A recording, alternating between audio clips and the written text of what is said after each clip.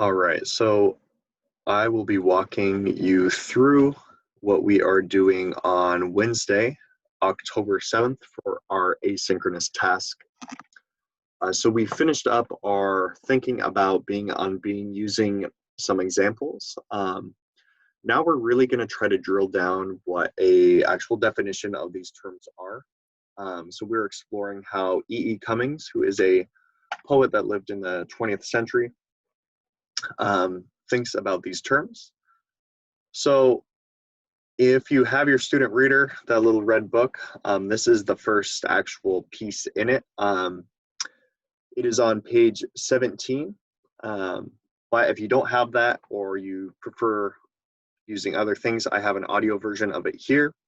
And I have a PDF with the text on it here. You can just click on that and it will open up that PDF for you to read and follow along, right? You might need to open it up somewhere separately or zoom in, whatever you need to do.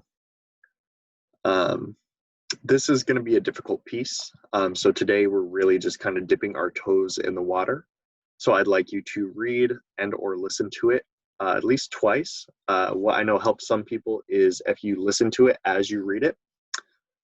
And then what you're doing is you are finding the discussion. I'll click on these in a second.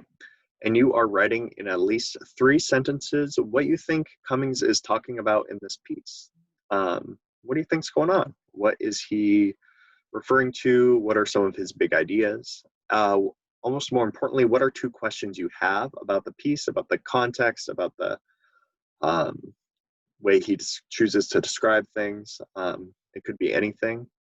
There's also some vocabulary or words being used in new ways for a lot of us. So to find 2 of those words you are unfamiliar with, you are then going to head over to the discussion and you are going to go down here to reply. You're going to copy and paste your answer here and you're just going to hit post reply. Once you post a reply, you should be able to see every other 12th grader's response to these same questions. You can compare notes. And this will help us, this will be a resource for us for the rest of the week as we continue to work to understand this poem. If you get through all of that and you find out maybe you kind of enjoy the writing of E. Cummings and you want to learn a little bit more, here's a great video kind of talking about an analysis of one of E. Cummings' most famous poems, gives some insight into his thought process. Here's a link to one of my favorite poems.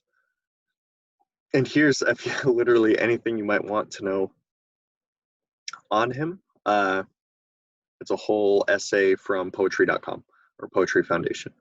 So that is the assignment tomorrow. All this stuff down here is optional. It's not graded. The only thing I'm really looking for is you posting your reply to the discussion and basically demonstrating that you've thought critically about what is going on in this piece.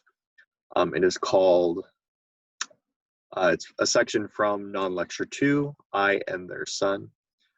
So it's just a part of a much larger document. If you're curious about that larger document, I have that as well, and I can share that on an individual basis.